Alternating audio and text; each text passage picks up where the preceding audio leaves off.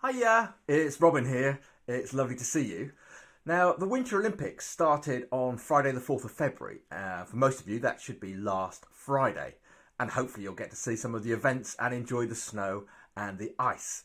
The other day, when I was reading the BBC News website, I spotted a video called Meet Marcus Ida, possibly the greatest skier you've never heard of. He's an Italian free skier who was at the Winter Olympics in 2014. Now here's a short video of what he does, prepared to be amazed. Afterwards, pause and talk about what things and people he has to trust to ski in this way.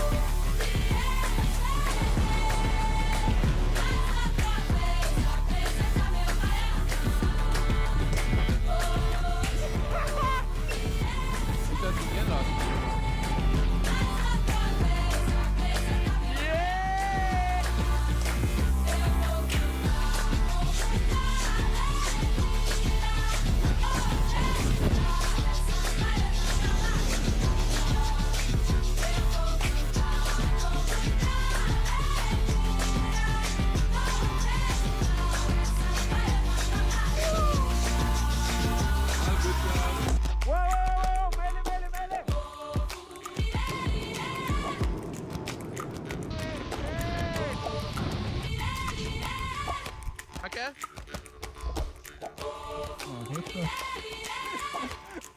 Drop in.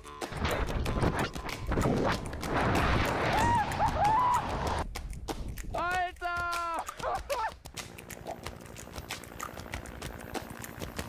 1, 2, 3. Stimmt schon aus.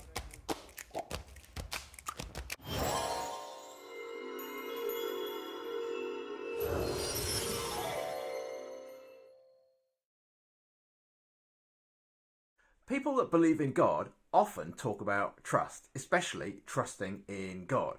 Now here's a story from the Old Testament, the Hebrew Bible, about a man called Gideon, and he is famous for the way in which he trusted in God.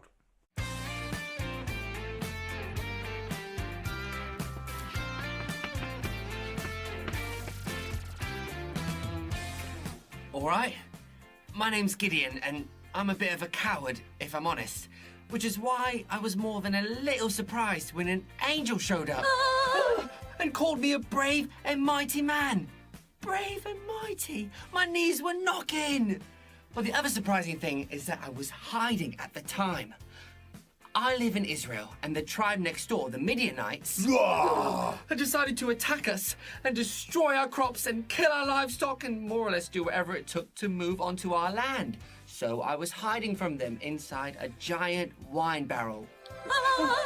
God is going to use you to defeat the Midianite army. The angel announced. But how? But when? But why me? Gather an army and God will show you. The angel assured me, but I wasn't feeling assured at all. Still, I thought, it's an angel. Trust the angel. So I did my best. Round up, who wants to fight in my army? 32,000 men answered my trumpet call. But God had another surprise in store. You have too many soldiers, He said. I want you to know that I gave you the victory and not your big army. Tell everyone who's scared to go home. 22,000 men left, and then I was only down to 10,000. Still too many. God said, and it was enough to keep myself from crying and running away. Take the men to the river and tell them to have a drink. Huh? Send home every man who kneels down to lap the water up like a dog.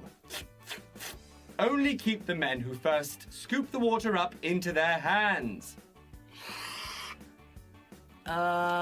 Okay? I did what God said, and by the time that little test was done, I only had 300 men left. Oh! Now sneak down into the enemy camp. Great. Another thing I didn't want to do. And take your servant Pura with you, if you're scared. As if God knew I was scared. Which he did, obviously. So down into the valley we went, down where the enemies were camped for the night. And there were thousands of them, so many I lost count. How are 300 of us ever going to defeat this massive army, I wondered. And then I heard two of the soldiers talking to one another inside their tent. Hey, guess what? What? I had a dream. I dreamed that this giant bread roll rolled into our camp and crushed us all. No way! Oh, that'll be Gideon! The Lord has given him victory over us! Wowee! After hearing that, I knew that I could just trust God. So back up the hill we scurried, and we handed all of the soldiers their weapons. I say weapons, but they were more like household items. Everyone was given a clay jar, a torch, and a trumpet. That's right, God wanted to make it absolutely clear that we weren't going to win this one by force of arms. So back into the valley we went, broken up into groups of 100, and when I gave the signal, we blew our trumpets, broke our jars, waved our torches, and shouted, "A sword for the Lord and for Gideon!" It was the middle of the night, and what with all the shouting and jar breaking and trumpet blowing and torch waving, the enemy army woke up confused. They didn't know what was happening, and they started swinging their swords at one another. In the end, they were so befuddled and frightened that we were able to chase them and defeat them, even though we were massively outnumbered. So, I guess the angel was right after all. And the man with the dream. And God. And because I trusted them, I really did turn out to be a brave and mighty man. And no one was more surprised than me.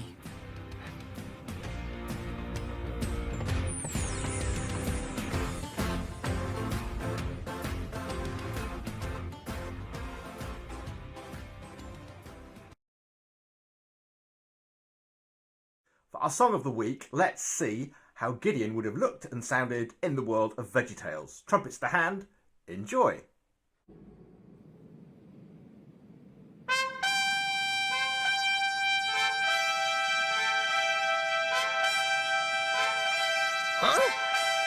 What's it?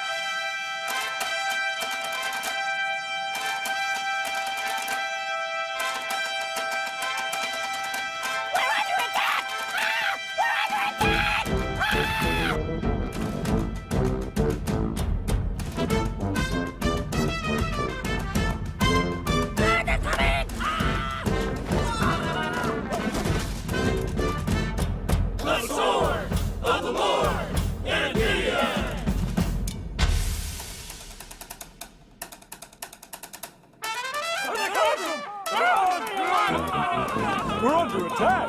Wake up! Wake up, everybody!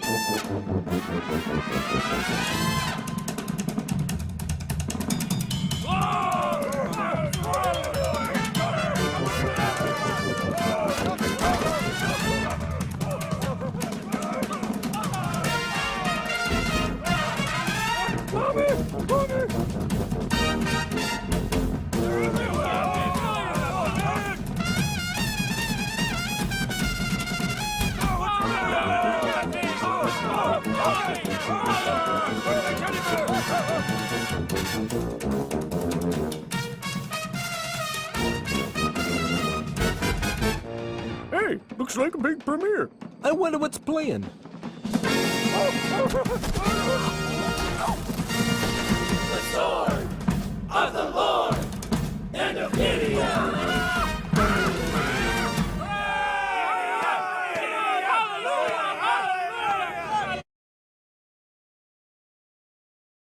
learning to trust others sometimes means learning to let go of control. And our meditation video this week gives us a minute to relax and think about letting go. Christians often say, let go and let God. I wonder, who do you choose to trust?